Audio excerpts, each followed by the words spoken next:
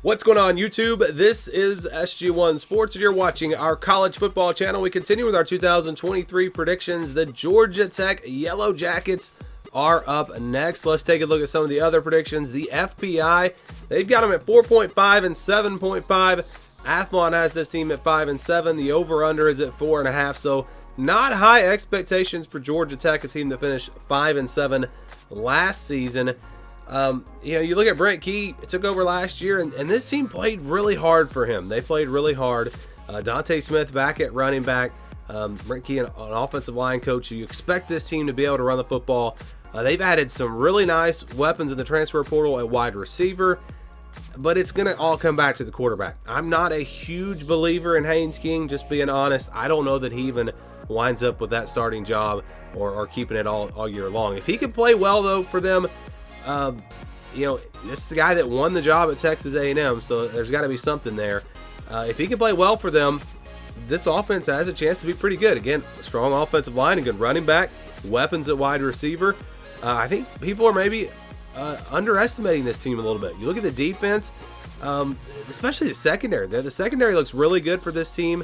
Up front, defensive line, linebackers, decent, I would say average. But a really good secondary. And again, it's all going to come back to the offense. It's all going to come back to the quarterback position. How much production can they get in the passing game? That's going to determine if this Georgia Tech team can make a big leap or if they're going to struggle again this season. But I think they're going to play hard. Again, they showed that last year under Brent Key, and I expect them to do that again this year. But it's going to start tough. Louisville in that first game, this is a Louisville team that's just going to have more talent than Georgia Tech. They just are. This is going to be a good Louisville team. And I think that, again, the quarterback position for Georgia Tech, a little shaky, especially early on. It's probably going to cost them. I don't see them beating Louisville, but I do think they'll beat South Carolina State the next week. So a 1-1 start. Then they'll play Ole Miss on the road on the 16th. Your problem here is just that offense for Ole Miss. You're not going to be able to keep up. Ole Miss is going to score a lot of points in this game. And I don't think Georgia Tech is going to be able to keep up. I don't think it's a horrible blowout, but I don't really see this game being close either. So I'm going to say Ole Miss wins that game. Georgia Tech drops to 1-2. Then they'll play Wake Forest on the 23rd. It's going to be the same story here. This is a really good offensive team, and Georgia Tech, I think, is going to struggle on that side of the ball a little bit, especially, like I said, early in the season, and I don't think they're going to be able to keep up. So I think Wake Forest wins a game that's a little bit closer than the Ole Miss game, but I do think, again, this one does go to Wake Forest, but then they'll bounce back, of course, and beat Bowling Green. And I've got this team starting 2-3. They play Miami on October the 7th on the road. Again, a team that's just going to have a lot more talent than Georgia Tech. But we've seen Miami not play up to their level before, and we've seen Georgia Tech play above their talent level. So I wouldn't say they have no chance in this game, but I really believe that this year Miami's going to get some things figured out, and they're going to be pretty good. I'm going to go with Miami to win this game, so Georgia Tech drops to 2-4. They get Boston College the next week on October 21st. Not exactly a high-powered offense, so this is a much better offense, a much better matchup, I should say, for Georgia Tech. And I think they'll take advantage of that. Playing at home, I think these two teams are pretty even. And so I'm going to say Georgia Tech's able to get it done. So they get a big win over Boston College. North Carolina the next week. Again, you're going to have that problem with stopping the other teams, this North Carolina offense. They're going to be really good again. But I feel like Georgia Tech by this time is going to have some things figured out on the offensive side.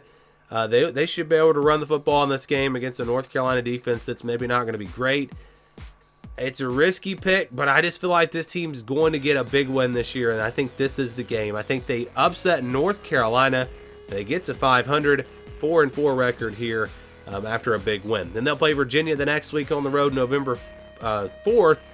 This is going to be a Virginia team that's probably, I would say they're probably going to be the worst team in the conference. The game is on the road. It'll be a tough, hard-fought game, but I think Georgia Tech playing with some confidence. They go in there, they're able to go on the road and get maybe their only road win of the season. But I do think they beat Virginia, and I kind of just gave it away because I don't see them beating Clemson on the road November 11th here. Clemson team's just going to be too good. I think Georgia Tech will fight pretty hard for a half, but Clemson pulls away in the second half, and that's going to drop Georgia Tech back to 5-5. Then they'll play Syracuse on November 18th at home. I think they can win this game. I'm not overly impressed with this Syracuse team. I think Georgia Tech's probably a better team. Syracuse does have an advantage at quarterback with Schrader, but overall team, I think Georgia Tech's probably a better team. And like I said, I think they'll get the quarterback position figured out. They may not be great there, but I think they'll be better late in the season than they are early in the season. It'll be enough to beat Syracuse, get them to a bowl game, but unfortunately they do have to play Georgia at the end of the season. Even at home, I don't see this game being all that close. Georgia's going to be really, really good once again. It's a rivalry game, so maybe Georgia Tech keeps it interesting for a quarter or a half, but I don't really see them competing in this game for 4 quarters. Georgia wins, and Georgia Tech finishes 6-6, so enough to get to a bowl game. And again, that's higher than other predictions. I'm higher on this team than other people. I really feel like Georgia Tech has what it takes to get to 6-6 this year. Obviously, the North Carolina game is a bit of a risk, so maybe they don't win that game, but they could beat Wake Forest or who knows, maybe even Louisville or Miami. I really feel like this team's going to find a way to get to 6-6. So that's my prediction for Georgia Tech. Give me your thoughts and your predictions down in the comments below.